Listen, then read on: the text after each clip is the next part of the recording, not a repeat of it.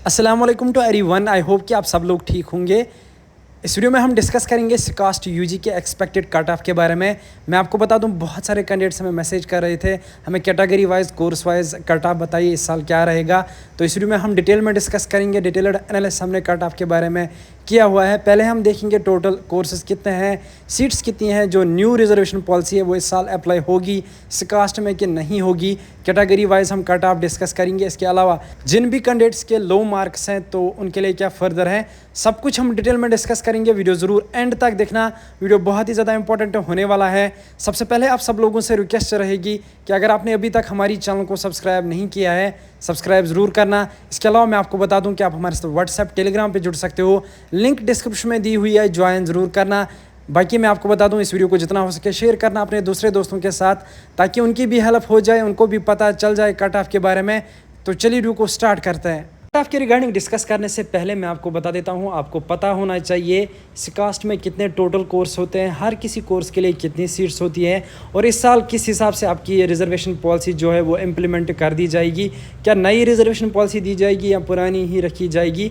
तो यहाँ पे सबसे पहले हम इन फैक्टर्स पे देख लेते हैं, उसके बाद मैं आपको डिटेल में कट ऑफ बता देता हूँ हर किसी कोर्स के लिए और हर किसी कैटेगरी के लिए। तो यहाँ पे सबसे पहले मैं आपको बता देता हूँ, आप देख सकते हो seat matrix for under graduate degree programme 2024 in different faculties college. तो यहाँ पे मैं आपको बता देता हूँ, अगर हम यहाँ पे बात करेंगे तो आप यहाँ पे नोट डाउन कीजिए। सबसे पहले मैं आपको बता देता हूँ कि अगर हम सिकास्ट की बात करेंगे तो सिकास्ट यूजी का जो इंफॉर्मेशन ब्रोक्योर है वो पहले रिलीज़ किया गया था, उसमें ये सीट मैट्रिक्स दिया गया है 2024 सेशन के लिए। यहाँ पे आप नोट डाउन कर सकते हो। इसके अलावा यहाँ पे मैं आपको बता देता हूँ, अगर हम रिजर्वेशन पॉलिसी की बात करेंगे तो यहाँ पे आप देख सकते हो 50% ओपन मेरिट के लिए रखा गया है, मतलब कि ओल्ड रिजर्वेशन पॉलिसी इसमें मेंशन की गई है।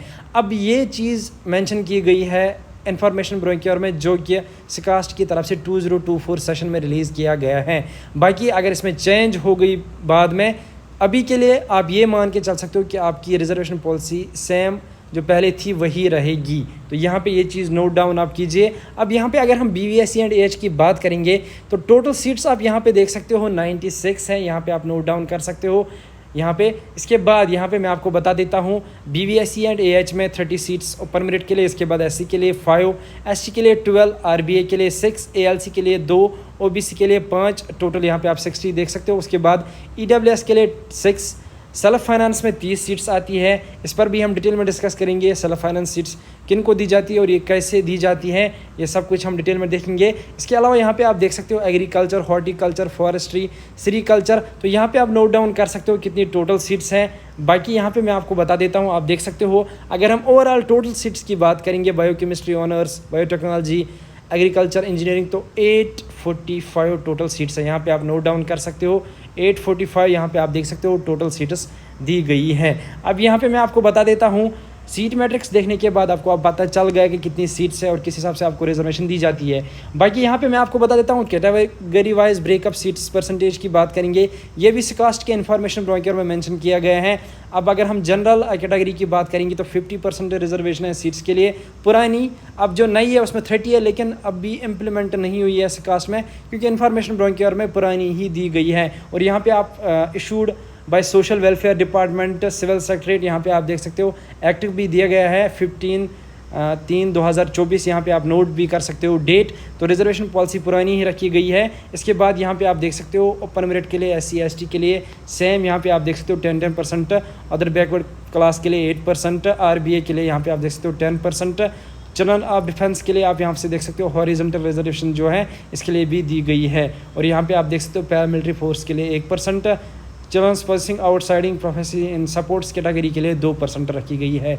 जो ये टोटल सीट्स है 845, इसमें ये दी गई है। अब यहाँ पे आप इसको स्क्रीनशॉट उठाइए, अपनी कैटेगरी के हिसाब से अपनी सीट्स देखिए। अब डायरेक्टली इसके बेस पे अगर हम आपके कट ऑफ के रिलेटेड बात करेंगे तो मैं आपको बता दूँ आपका जो कट ऑफ है वो किस हिसाब से चला जाएगा।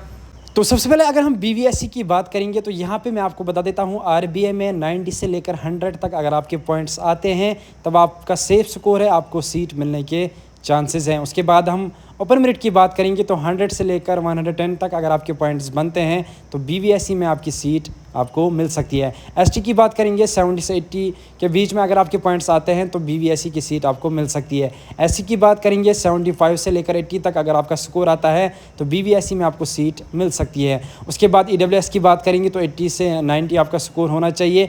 बाकी कैटेगरीज़ की बात करेंगे तो लगभग 60 टू 70 आपका स्कोर होना चाहिए, तब आपको बीवीएससी में सीट देखने को मिल सकती है। उसके बाद अगर हम एग्रीकल्चर की बात करेंगे तो यहाँ पे मैं आपको बता देता हूँ, ओपन यूनिट में अगर आपको सीट निकालनी है तो 85 से लेकर 90 तक आपका स्कोर होना चाहिए। उसके बाद अगर हम आरबीआई की बात करेंगे तो 70 से लेकर 75 के बीच में आपका स्कोर होना चाहिए, तब आपको एग्रीकल्चर में सीट मिल सकती है। उसके बाद एसटी की बात करेंगे तो 50 से 60, एससी की बात करेंगे 60 टू 70, एएलसी की बात करेंगे 55 टू 60, ईडब्ल्यूएस की बात करेंगे 55 टू 65, ओबीसी की बात करेंगे 50 टू 60। इसी तरीके से यहाँ पे मैं आपको बता देता हूँ, हॉर्टिकल्चर में अगर हम देखेंगे तो ओपन मेरिट के लिए 70 से लेकर 80, एसटी के लिए 50 से लेकर 60, आरबीआई के लिए 60 से लेकर 70, एससी के लिए 60 टू 70, एएलसी के लिए 60 टू 65, ईडब्ल्यूएस के लिए 60 टू 70, ओबीसी के लिए 55 टू 60। तो यहाँ पे मैं आपको बता देता हूँ, ये एक्सपेक्टेड कट ऑफ है, इसमें आप 5+ भी कर सकते हो, 5- भी कर सकते हो। इसके अलावा मैं आपको बता देता हूँ, ये मैं जो कट ऑफ आपको बता रहा हूँ ये फर्स्ट राउंड